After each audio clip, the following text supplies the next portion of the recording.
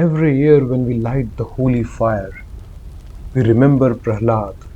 Om Namo Bhagavate Vasudevaya.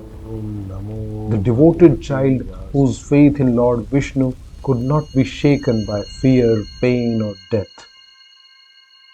We remember the arrogant king Hiranyakashipu, blinded by power, who declared himself a god and commanded his kingdom to worship only him.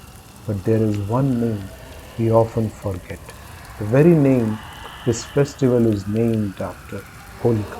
Was she a villain, a hero, or something far more uncomfortable, something in between? Holika was a demon princess, the sister of Hiranyakashipu. In that royal world, your worth depended on one thing, power. And Holika had it. She possessed a divine boon, a sacred shawl that made fire harmless to her.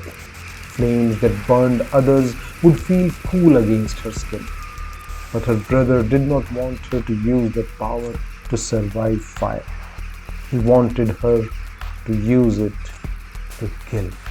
Your nephew, my son Prahlad, refuses to worship me. He keeps chanting only Vishnu's name.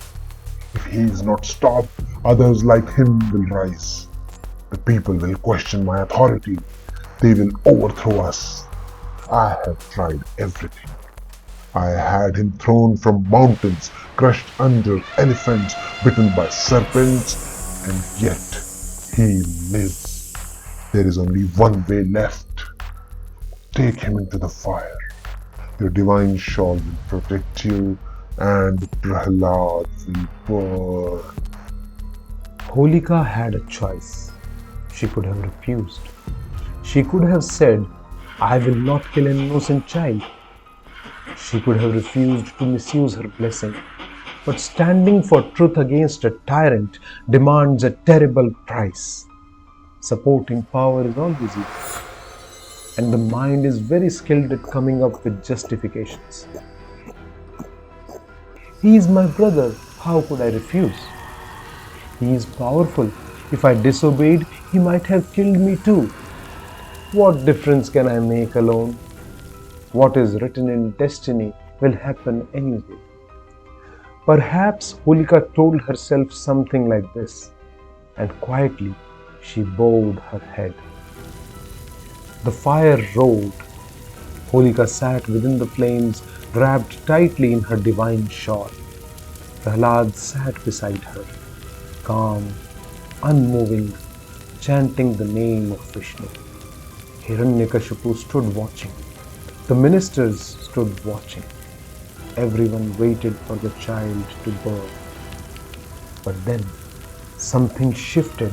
A strange wind began to blow. The shawl started to slip.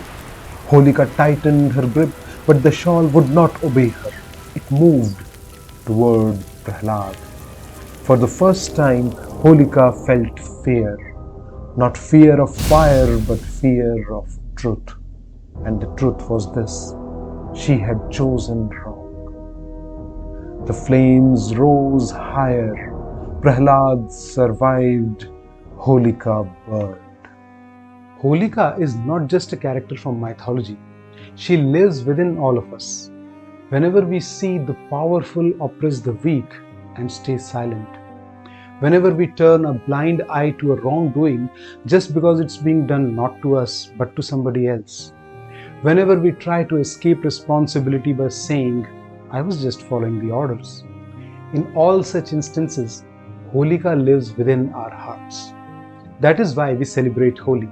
Not because some woman named Holika was burnt thousands of years ago, but because the Holika within us must be burnt.